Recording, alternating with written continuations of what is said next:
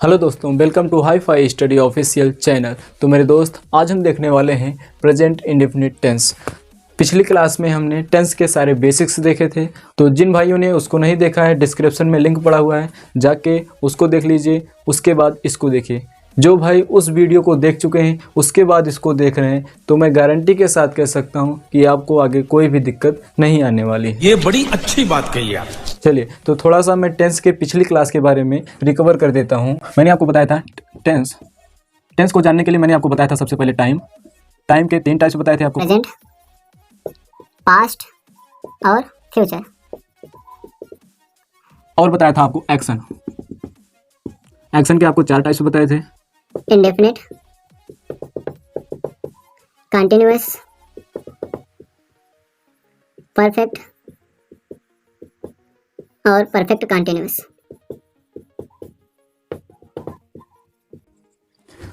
तो मेरे दोस्त, मैंने पिछली क्लास में आपको बताया था कि टेंस जो होता है वो टाइम और एक्शन से मिलकर बनता है, यानी किसी भी एक्शंस को किसी पर्टिकुलर टाइम पर करना ही टेंस होता है। ये मैंने आपको पिछली क्लास में बताया हुआ था।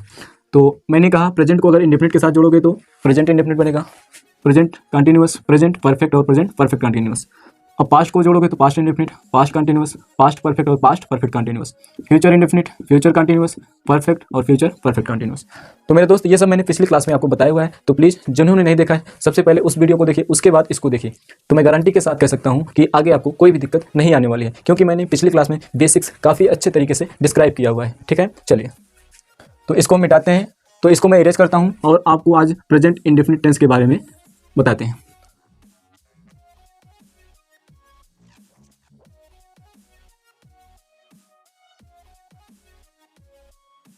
देखो, सबसे पहले हम इसको पहचानेंगे कैसे, इसलिए इसके आइडेंटिफिकेशन की बात करते हैं। आइडेंटिफिकेशन यानी इसकी पहचान कैसे करेंगे हम। तो इसकी पहचान ये है, कोई भी ऐसा सेंटेंस होगा उसके लास्ट में आपको ता है ती है मिलेगा। जैसे मैंने कहा राम जाता है,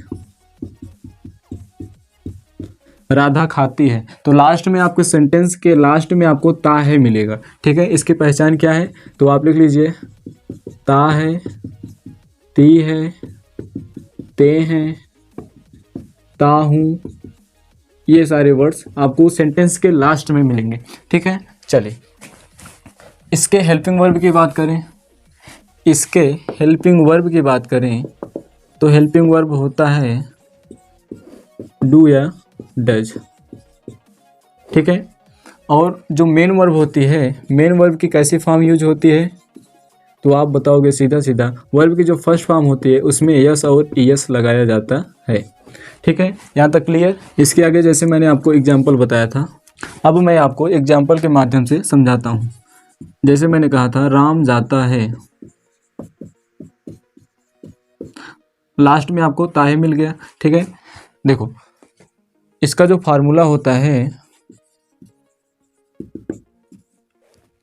सबसे पहले आपका सब्जेक्ट आएगा, उसके बाद वर्ब आएगी, और वर्ब की फर्स्ट फॉर्म जो होती है उसमें यस और ईएस लगाया जाता है। उसके बाद ऑब्जेक्ट या अदर वर्ड आते हैं, यानी ओ फॉर ऑब्जेक्ट और अदर वर्ड दोनों हो सकता है। अगर ऑब्जेक्ट आया हुआ है तो ऑब्जेक्ट, नहीं तो अदर वर्ड। चलो, सब्जेक्ट का मतलब सबको पता है भाई, काम करने वाला करता, यानी राम जाता है तो इसमें जाने का काम कौन कर रहा, राम कर रहा। तो सबसे पहले आप सब्जेक्ट लिखोगे, यानी आपका हो गया राम। वर्ब कौन सी है, मेन वर्ब इसमें क्या है, जाना, गो। तो आप क्या लिखोगे इसमें। ठीक है, अब देखो मैं समझाने वाला हूँ कि इसमें यस लगेगा कि नहीं लगेगा, ये बात आपको ध्यान देनी है। अगर सब्जेक्ट हमारा सिंगुलर है, हमारा सब्जेक्ट, तो जो हमारी वर्ब होगी वो कैसे होगी, वो भी होगी हमारी सिंगुलर। ध्यान से देखो, पिछली क्लास में मैंने आपको बताया था वर्ब अपने आप में प्लूरल होती है, उसको सिंगुलर बनाने के लिए यस और ईएस लगाना पड़ता है। कोई भी वर्ब अपने आप में प्लूरल होती है, सिंगुलर बनाने के लिए उसमें यस और ईएस ऐड किया जाता है। ये मैंने आपको पिछली क्लास में बताया हुआ था, तो पिछली क्लास को आप ज़रूर देख लीजिए। तो देखो राम अकेला है, ठीक है, इसके साथ सिंगुलर वर्ब भी लगेगी, तो कैसे लगेगी सिंगुलर, यस और यस लगाकर, तो इसमें यस लग जाएगा। ये हो गई singular verb, singular subject singular verb. ठीक है ना, तो हो गया इसका राम गोज। मैंने कहा मोहन बाजार जाता है। ध्यान से देखो, सबसे पहले सब्जेक्ट हो गया आपका मोहन, उसके बाद वर्ब जाना यानी गो। मोहन अकेला है, सिंगुलर है, तो इसके साथ यस और यस आएगा बिल्कुल। उसके बाद ऑब्जेक्ट आया नहीं है, क्या आया है? Other word. तो अदर वर्ड आप यहाँ लिख दीजिए। अदर वर्ड क्या है? बाजार, यानी मोहन गोज टू मार्केट हो गया। ठीक है, एक एग्जांपल और लेते हैं। मैंने कहा वे पढ़ते हैं, तो सबसे पहले सब्जेक्ट यानी हो गया आपका दे, उसके बाद वर्ब की फर्स्ट फॉर्म रीड। क्या इसमें यस और यस आएगा? तो आप बोलोगे नहीं, दे जो है ये प्लूरल है, अपने आप में बहुवचन है, तो बहुवचन के साथ यस और यस नहीं आता। ठीक है, आप ऐसे ध्यान से समझो। कोई व्यक्ति अकेला है, देखो मोहन अकेला बाजार जा रहा है, तो मोहन को क्या चाहिए? सिक्योरिटी। सिक्योरिटी क्या है? यस और यस। सिक्योरिटी क्या है? यस और यस। मोहन अकेला है, कोई भी सब्जेक्ट हमारा अकेला है तो उसके साथ यस और यस आप लगाओगे, यानी अकेले आदमी के साथ यस और यस सिक्योरिटी के तौर पर जाते हैं। जब वे यानी एक से ज़्यादा हो गए तो इनको सिक्योरिटी की ज़रूरत नहीं है, इसलिए यस और यस नहीं लगाओगे। ठीक है, ये कॉन्सेप्ट आप समझ के रखो। ठीक है, जैसे मैंने कहा बच्चे खेलते हैं, तो बच्चे की अंग्रेजी होती है चिल्ड्रेन। चाइल्ड मीन्स बच्चा, चिल्ड्रन मीन्स बच्चे। बच्चे तो बहुवचन है। जब एक से ज़्यादा बच्चे हैं तो इनको सिक्योरिटी नहीं चाहिए, इनको बॉडीगार्ड नहीं चाहिए, तो क्या करोगे? चिल्ड्रन प्ले, सिंपल सा। ठीक है, यस और यस नहीं लगेगा। मैंने कहा हम किताब पढ़ते हैं, हम किताब पढ़ते हैं, तो वी मीन्स हम। देखो, हम जब भी हम कहेंगे इसका मतलब यह है कहीं ना कहीं हम ग्रुप की बात करते हैं। यदि कोई अकेला है तो वो अपने लिए आई यूज करेगा मैं, लेकिन वो एक से ज़्यादा रहेगा तो कहेगा हम। तो वी हो गया, हम प्लूरल हो गया, तो इसके साथ क्या आएगा? पढ़ना। सबसे पहले सब्जेक्ट, उसके बाद वर्ब यानी पढ़ना, वी रीड। यस और यस आएगा? नहीं आएगा। क्यों? क्योंकि ये प्लूरल है। ठीक है, वी रीड क्या पढ़ते हैं? किताब। We read book, we read books कर सकते हैं। ठीक है, क्योंकि हम एक से ज़्यादा हैं तो एक से ज़्यादा किताब पढ़ते हैं, या फिर बुक भी कर सकते हैं। ठीक है ना? चलिए, तो इसके बाद हम बढ़ते हैं। ये तो हो गया हमारा अफर्मेटिव सेंटेंस।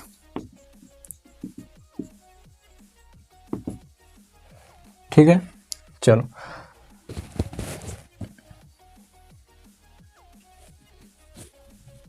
इसको मिटा देते हैं, उसके बाद आगे बढ़ते हैं।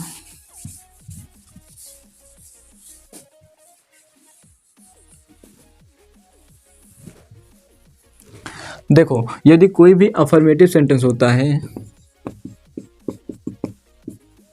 अफर्मेटिव सेंटेंस, ठीक है, कोई अफर्मेटिव सेंटेंस होता है तो उसका जो फार्मूला होता है, सिंपल फार्मूला यही होता है। ठीक है ना? चलो देखो, अब जो हम सेंटेंस बनाएंगे उसको मेनली 3 टाइप्स में बनाएंगे, एक अफर्मेटिव, एक निगेटिव और एक इंट्रोगेटिव। Affirmative, negative, interrogative. ठीक है, अफर्मेटिव सेंटेंस क्या होता है? जैसे मैंने कहा था राम जाता है, इसका निगेटिव क्या होगा? राम नहीं जाता है। इसका निगेटिव क्या होगा? राम नहीं जाता है। और इंट्रोगेटिव क्या होगा? इंट्रोगेटिव 2 टाइप से बनेगा। जैसे एक टाइप हो जाएगा क्या राम जाता है, ध्यान से देखना, इसकी खासियत बताते हैं अभी।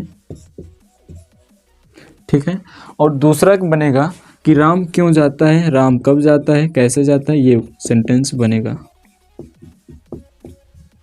राम क्यों जाता है। तो इसमें अंतर क्या है कि जो क्वेश्चन वर्ड है वो सेंटेंस के पहले आया हुआ है, लेकिन इसमें क्या है? क्वेश्चन वर्ड सेंटेंस के बीच में आया हुआ है। यही डिफरेंस होता है। दोनों को जब हम ट्रांसलेट करेंगे तो थोड़ा अलग तरीके से करेंगे। सबसे पहले इसको ट्रांसलेट करते हैं। इसका फार्मूला यही होता है, सब्जेक्ट प्लस वर्ब की फर्स्ट फॉर्म यस और यस प्लस अदर वर्ड या ऑब्जेक्ट। ठीक है, तो सब्जेक्ट है हमारा राम, जाना की अंग्रेजी गो, राम अकेला है, सिक्योरिटी चाहिए, यस और यस लगा दो आप, राम गोज हो गया। इसको बनाते हैं, इसका फार्मूला होता है सब्जेक्ट प्लस डू या डज, देखो जो हेल्पिंग वर्ब होती है वो अब निगेटिव और इंट्रोगेटिव में काम करेगी। अफर्मेटिव में डू और डज का यूज नहीं किया जाता है बेसिकली। तो सब्जेक्ट प्लस डू या डज,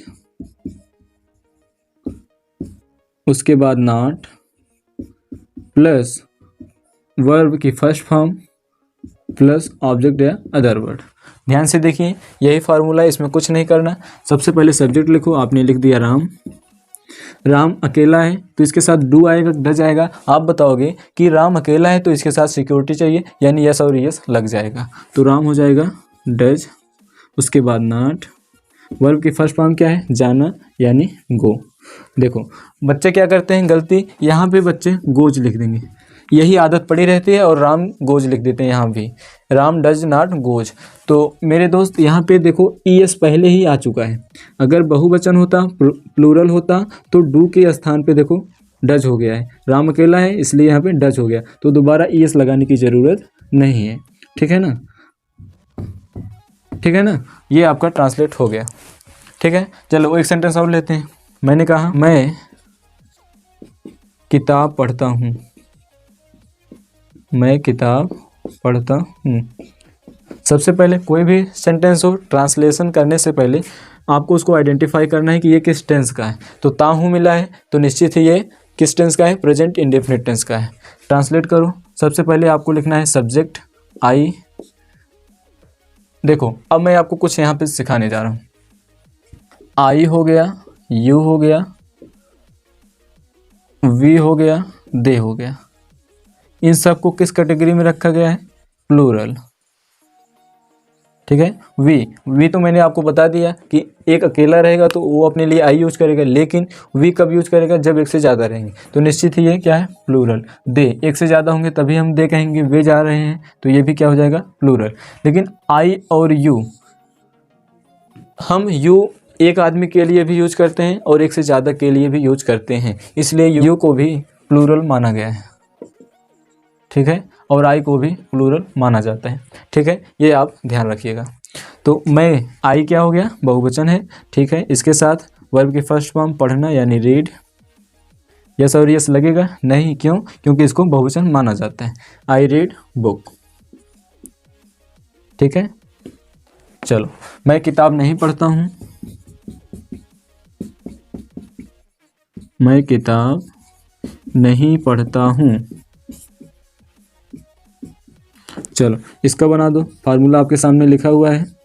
मैं, आई हो गया, डू या डज नॉट कौन आएगा, आप बताओ, फटाक से बताओ जी। आपने कहा अगर आई बहुवचन है तो इसको सिक्योरिटी नहीं चाहिए, इसलिए ये हो जाएगा do not. I do not, verb की फर्स्ट फॉर्म रीड। उसके बाद अदर वर्ड क्या है, किताब, लिख दो इसको। ठीक है, तो आप देख पा रहे हैं कितनी आसानी से सेंटेंस को ट्रांसलेट कर ले रहे हैं। ठीक है, इसमें कोई दिक्कत नहीं आ रही। तो हम इसको मिटाते हैं, उसके बाद इंट्रोगेटिव की बात करते हैं।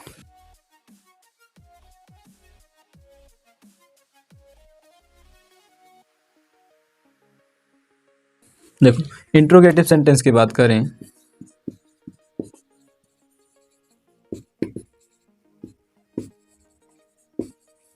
देखो इंट्रोगेटिव में मैंने आपको बताया कि ये दो टाइप से बनते हैं। एक तो हो गया क्या राम जाता है, यानी इसमें क्वेश्चन वर्ड सबसे पहले आ गया। और दूसरे वाले में क्या बना, पहला तो ये हो गया, और दूसरे वाले में क्या बना कि राम क्यों जाता है, राम क्यों जाता है। ठीक है, ध्यान से देखिए, यदि ये क्वेश्चन वर्ड जो है राम जाता है, यानी यदि ये क्वेश्चन वर्ड इस सेंटेंस के शुरुआत में ही आ गया तो इसके लिए क्या करते हैं, देखो ध्यान से देखो कि राम जाता है, ये अफर्मेटिव सेंटेंस का है। यदि आप इस क्या को मत दिखाओ, यदि आप इस क्या को हटा दो तो ये क्या बन जाता है। तो ध्यान से देखो, यदि हम इस क्या को हटा दें, ये कैसा सेंटेंस है, तो आप कहोगे ये अफर्मेटिव है। चलो अफर्मेटिव है, इसके जस्ट पहले आपने लगा दिया क्या, तो ये कैसा हो गया, आप बोलोगे ये इंट्रोगेटिव हो गया। ठीक है, चलो तो इसमें क्या करते हैं, सबसे पहले हेल्पिंग वर्ब लगाते हैं, डू या डज, उसके बाद सब्जेक्ट, उसके बाद वर्ब की फर्स्ट फॉर्म, उसके बाद अदर वर्ड या ऑब्जेक्ट। ठीक है, चलो इसको ट्रांसलेट करते हैं। राम अकेला है, ध्यान दीजिए, राम के लिए क्या आएगा, डज आएगा। आप बताओगे बिल्कुल, क्यों आएगा डज, क्योंकि राम अकेला है, और ईएस लग जाएगा क्योंकि राम अकेला है, सिक्योरिटी चाहिए, तो आपने लिख दिया डज। उसके बाद सब्जेक्ट यानी राम हो गया, प्लस वर्ब क्या है, जाना यानी गो। देखिए कितना आसानी से बन गया ना, डज राम गो। चलो इसका देखते हैं। अगर क्वेश्चन वर्ड आपका बीच में आ गया सेंटेंस के, तो सबसे पहले क्वेश्चन वर्ड की अंग्रेजी लिखो, यानी आपका आ गया क्वेश्चन वर्ड। उसके बाद ध्यान से देखो, जो ये सेंटेंस लिखा है आपने डज राम गो, इसमें क्या हुआ कि इस क्या वर्ड की अंग्रेजी आपने नहीं लिखा है, लेकिन यही क्वेश्चन वर्ड अगर बीच में आ गया तो सबसे पहले क्वेश्चन वर्ड लिखोगे। बाकी जो ये लगा हुआ है, जो इसका फार्मूला है, सेम फार्मूला यहाँ पे कॉपी कर दो, यानी क्वेश्चन वर्ड आ गया, उसके बाद डू या डज आएगा, उसके बाद आपको लिखना है सब्जेक्ट, उसके बाद वर्ब, उसके बाद अदर वर्ड या ऑब्जेक्ट। समझ पा रहे हैं, कुछ नहीं करना। यदि क्वेश्चन वर्ड सेंटेंस के पहले आया तो ये फार्मूला, यानी क्या के लिए डू और डज से काम चल जाएगा। क्वेश्चन वर्ड बीच में आ गया तो उस क्वेश्चन वर्ड की अंग्रेजी लिखो, उसके बाद डू या डज, फिर सब्जेक्ट, फिर वर्ब, उसके बाद अदर वर्ड। चलो बनाते हैं। क्वेश्चन वर्ड क्या है, वाई, क्यों। डू या डज कौन आएगा राम के लिए, आपने कहा डज आएगा। उसके बाद सब्जेक्ट राम, वर्ब क्या है, गो, जाना। ध्यान से देखो, क्या यहाँ पे ईएस आएगा, बताइए, यस या ईएस यहाँ पे आएगा कि नहीं आएगा, आप कमेंट करके बताइए। यहाँ पे नहीं आएगा, क्यों नहीं आएगा, क्योंकि यहाँ पे ईएस पहले आ चुका है, और कहीं भी सेंटेंस में ईएस पहले लग गया है तो इसमें लगाने की ज़रूरत नहीं है। ठीक है, तो हमारा ऐसे ही काम चल जाएगा। चलिए, ये तो हो गया सिंगुलर। अब बनाते हैं प्लूरल। जैसे मैंने कहा, बच्चे मैदान में खेलते हैं, बच्चे मैदान में खेलते हैं। सॉरी, इसके पहले लगा दो क्या, क्या बच्चे मैदान में खेलते हैं। तो सबसे पहले क्या करोगे आप, बच्चे, सब्जेक्ट क्या है इसमें, बच्चे, चिल्ड्रेन, तो बच्चे तो बहुवचन है, तो क्या करते हैं, इसके लिए डू लग जाएगा, डू। उसके बाद सब्जेक्ट डू चिल्ड्रेन, उसके बाद वर्ब की first form play in the ground, do children play in the ground. ठीक है, ये हो गया आपका इसका। फिर मैंने बोला इसमें, इसको मिटा देते हैं थोड़ा। मैंने बोला बच्चे मैदान में क्यों खेलते हैं, बच्चे मैदान में क्यों खेलते हैं।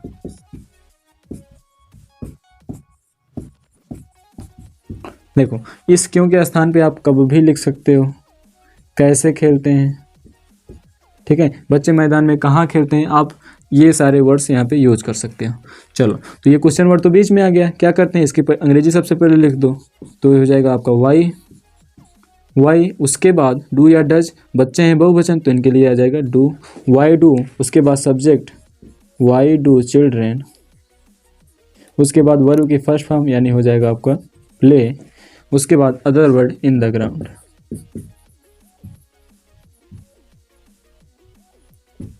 ठीक है, तो मेरे दोस्त आप देख रहे हैं कितना आसानी है। तो मेरे साथियों आप देख रहे हैं ये बिल्कुल आसान है, कठिन कुछ भी नहीं है। इसके आगे देखते हैं, एक सेंटेंस का टाइप और बन जाता है जो कि होता है आपका interrogative plus negative, interrogative plus negative, interrogative plus negative. इसमें आपका इंट्रोगेटिव वर्ड भी आएगा और निगेटिव यानी नहीं वर्ड भी आएगा। चलो, जैसे मैंने कहा राम क्यों नहीं जाता है, क्यों नहीं जाता है, राम क्यों नहीं जाता है। देखो, इसमें क्वेश्चन वर्ड भी आया और निगेटिव वर्ड भी आ गया। इसके लिए क्या करते हैं, सिंपली कुछ नहीं करना। इसके लिए सबसे पहले आप क्वेश्चन वर्ड को लिखोगे प्लस डू या डज। देखो, जो ये फार्मूला है इसी के बेस पे काम होता है और कुछ नहीं होता। इसमें क्या होता है, सब्जेक्ट के तुरंत बाद नॉट लगा देते हैं बस, और कुछ नहीं। सब्जेक्ट ये हो गया आपका क्वेश्चन वर्ड, प्लस डू या डज आ जाएगा इसमें, सिंगुलर और प्लूरल के लिए जो लगता है आप लगा लेना। क्वेश्चन वर्ड डू या डज, उसके बाद आपका सब्जेक्ट, उसके बाद आ जाता है नॉट, उसके बाद आता है वर्ब की फर्स्ट फॉर्म, उसके बाद आता है अदर वर्ड। ठीक है, ये आप याद रखना। क्वेश्चन वर्ड आएगा, डू या डज आएगा, उसके बाद सब्जेक्ट और सब्जेक्ट के बाद नॉट लगेगा। ठीक है, यानी डज नॉट, डू नॉट एक साथ नहीं आएगा, डज और नॉट इन दोनों के बीच में सब्जेक्ट आ जाएगा। ठीक है, चलो इसको बनाते हैं। क्वेश्चन वर्ड क्या है, आपने कहा वाई। डू या डज कौन आएगा, तो आप बोलोगे राम अकेला है, तो इसलिए ईएस वाला आ जाएगा। ठीक है, वाई डज। सब्जेक्ट क्या है, आपने कहा राम। ठीक है, वाई डज राम, इतना हो गया। उसके बाद नहीं वर्ड आया है तो नॉट आ जाएगा। Why does Ram not, verb की फर्स्ट फॉर्म क्या है, गो, यानी जाना। इसके बाद कुछ नहीं बचा। ठीक है, क्वेश्चन मार्क यहाँ लगा दो। ठीक है, why does Ram not go, Ram क्यों नहीं जाता है। तो मेरे दोस्त, आई होप ये आपको पूरा समझ में आया होगा, सेशन अच्छा लगा होगा। तो प्लीज़ यदि अच्छा लगा एक लाइक करके जाना। चैनल को सब्सक्राइब नहीं किया तो सब्सक्राइब कर लीजिए, क्योंकि ऐसे ही सीरीज़ चल रही है तो ये आगे बढ़ेगी और आपको हेल्प ज़रूर मिलेगा। चलिए, तो पसंद आया हो तो एक लाइक करके जाना, चैनल को सब्सक्राइब करके बेल आइकन दबाना और दोस्तों में शेयर भी कर देना जिससे इसकी ज़रूरत हो। चलिए मिलते हैं इसके आगे प्रेजेंट कंटिन्यूअस में अगले भाग में। ठीक है, चलिए, जय हिंद। अच्छा।